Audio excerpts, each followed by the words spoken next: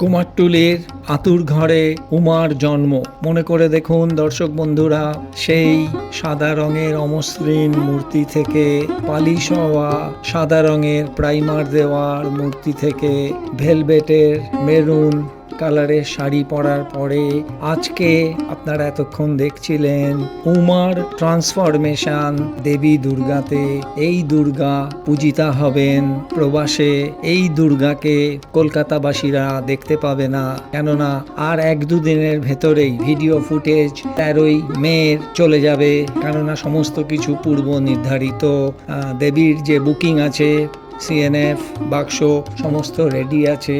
বাদ সেধেছিল এই বিশাল ও গ্রাম বাংলার দুর্গাদের হাতে তৈরি করা গাছালি নিত্য ব্যবহার্য, সেগুলোকে ব্লিচ করে, ডাই করে, ছোট ছোট গয়নার আকার তৈরি করে সেগুলোকে দিয়ে এই বিরাট সাজ তৈরি হতে যেটি সময় লেগেছিল 2 থেকে 2.5 মাস শিল্পীর কাছে পৌঁছালো।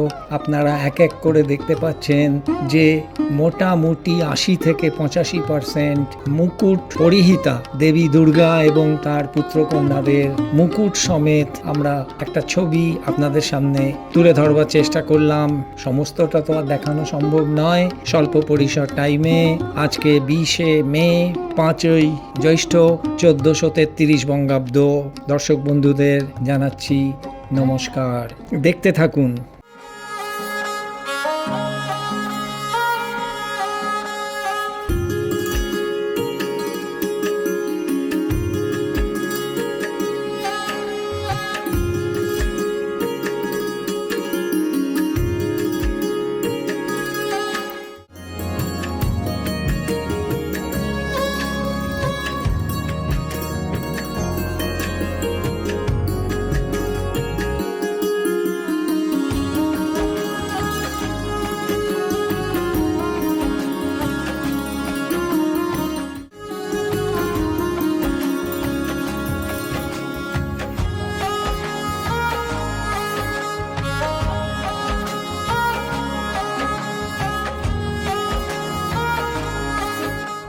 শিল্পী প্রশান্ত পালকে দেখছেন, সহশিল্পী বাসুদেব পালের সাথে গভীর আলোচনায় মগ্ন।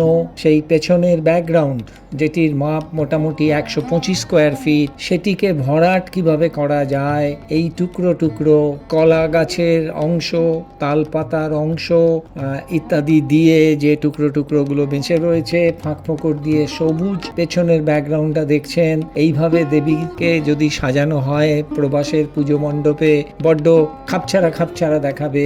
সেই আইডিয়াতে যে ছোট ছোট অংশগুলো পড়ে আছে অতিরিক্ত অ্যাডিশনাল, সেগুলোকেই ইউটিলাইজেশনের একটা সলা পরামর্শ করে নিয়ে ফাইনাল প্ল্যান করে সাজিয়ে দিতে হবে পেছনের ব্যাকগ্রাউন্ড, যেটি 125 স্কোয়ার ফুটের মতো জায়গা জুড়ে রয়েছে।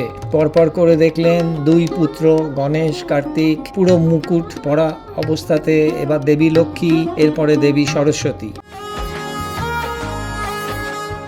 এই জায়গায় আপনাদের একটু কথা বলতেই আমি বাধ্য হচ্ছি, এটি আঁচল দেবীর। এর আগে দেখলেন বুকপাট্টা বা বুকপট্টি। এবার মায়ের হাতের গয়নাগাটিগুলোকেও লক্ষ্য করুন।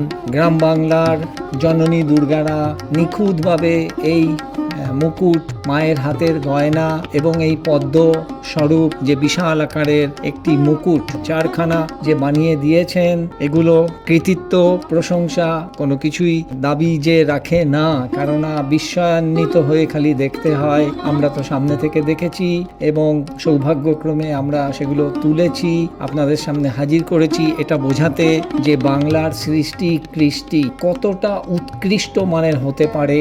এবার সেই ভেলভেটের শাড়ি, যেখানে দেখুন সবুজ রঙের পাটের দড়ি দিয়ে মাঝখানে বসানো কলকেগুলো, কি অসাধারণ সৃষ্টি। এবার আসছি এই যে গোল একটা বলয়াকৃত দেখতে পাচ্ছেন, তালপাতার ডাইস করা সুন্দর করে ফুল, এটি চালচিত্রের ওপরে মানে দেবীর ওপরে লাগানো হবে চালিতে।